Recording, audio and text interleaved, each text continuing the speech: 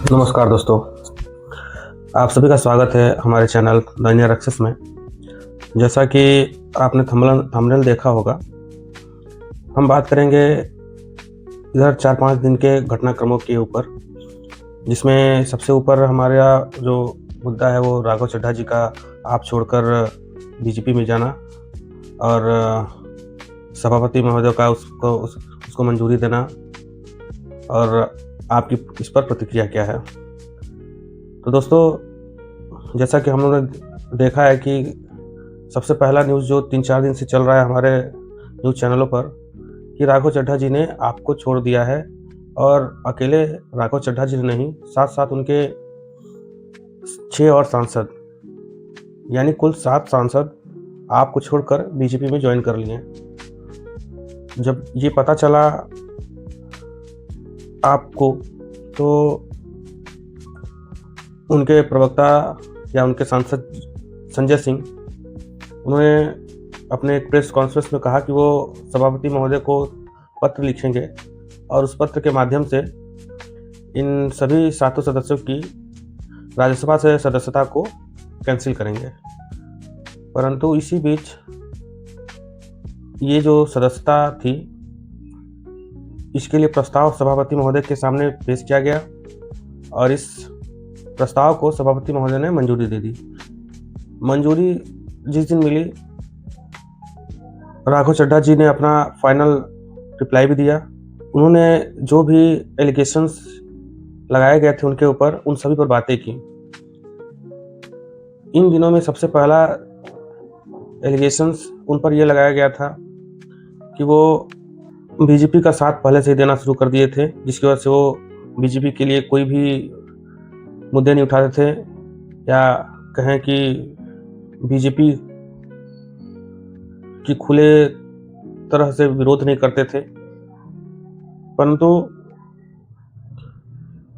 हमने देखा है कि राघव चड्ढा जी आम जनता के मुद्दों को लगातार उठा रहे थे, जिसमें राघव चड्ढा जी ने लगातार कुछ ऐसे मुद्दे उठाए जो कि आम जनता को भी काफ़ी सराहनीय लगे। जैसे कि उन्होंने ये मुद्दा उठाया कि जो हमारे टेलीकॉम इंडस्ट्री द्वारा रिचार्ज प्लान्स बनाए गए हैं वो 28 दिन का है, जबकि वो प्लान्स महीने के हिसाब से, जबकि महीना 30 दिन का होता है या 31 दिन का होता है, ये प्लान्स 30 दिन के होने चाहिए। लेकिन ये प्लान्स 30 दिन की ना होकर बजाय 28 दिन का ही है।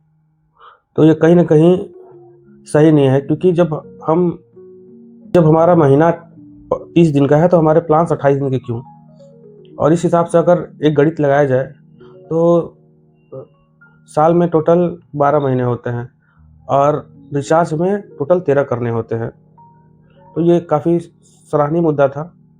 इसके बाद उन्होंने एक मुद्दा और उठाया, जिसमें उनका कहना था कि जो हमारे रिचार्ज होते हैं वो हमें पहले केवल आउटगोइंग के लिए करने होते थे। मतलब कि ऐसे समझिए कि जो भी हम लोग रिचार्ज करते थे केवल आउटगोइंग, मतलब हमें कॉल्स करने के लिए पेमेंट करने होते थे। लेकिन अब क्या है कि अब ये पेमेंट हमें इनकमिंग कॉल्स के भी करने होते हैं। यानी अगर इनकमिंग कॉल्स को भी अगर हमारे मोबाइल पर लाना है तो उसके लिए हमें पेमेंट करना होगा, उसके लिए हमें रिचार्ज करना ही होगा। तो ये काफ़ी सही मुद्दा था। और एक और मुद्दा उनका था कि पैटर्निटी लीव का। तो उनका कहना है कि जैसे माताओं के लिए मैटरनिटी लीव वो होता है दोस्तों, जिसमें माताओं को मातृत्व अवकाश दिया जाता है प्रेगनेंसी के दौरान। तो उसी तरह उनका कहना था कि आदमियों को भी उतनी ही रिस्पॉन्सिबिलिटी मिलती है, उतना ही देखभाल उनको अपनी वाइफ का, अपनी धर्मपत्नी का और अपने होने वाले बच्चे का करना होता है। तो वो हक उन्हें भी मिलना चाहिए और उन्हें भी एक निर्धारित समय मिलना चाहिए अपने परिवार के साथ। उसी के लिए उन्होंने मुद्दा उठाया था कि एक पैटर्निटी लीव उन्हें भी दिया जाना चाहिए। अब ये मुद्दे तो उन्होंने उठाए थे। अब बात रही कि वो जो मुद्दे आप आम आदमी पार्टी में रहकर उठाते थे, क्या वो मुद्दे वो बीजेपी में, जो कि अब वो बीजेपी में शामिल हो चुके हैं, जिसको सभापति महोदय ने मंजूरी दे दी है, तो बीजेपी में भी रहकर वो इन सभी मुद्दों पर काम करते हैं। इसके अलावा भी काफ़ी मुद्दे हैं जिस पर वो वर्क करते हैं या नहीं करते हैं। तो हमें ये देखना होगा कि आगे चलकर अब बीजेपी में हैं और हमारे भारत की, हमारे इंडिया की सबसे बड़ी पार्टी है, तो उसके साथ वो जुड़ चुके हैं।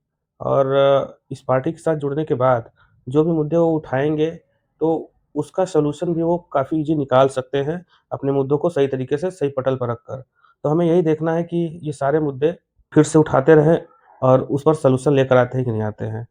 तो दोस्तों, आगे की कहानी हम लोग कल फिर से देखेंगे। अभी फ़िलहाल इतना ही आप लोगों के साथ। आप लोग हमारे चैनल पर बने रहिए, हमारे चैनल को लाइक करिए, सब्सक्राइब करिए और कहीं त्रुटि हो तो उसके लिए माफ़ी चाहते हैं। धन्यवाद।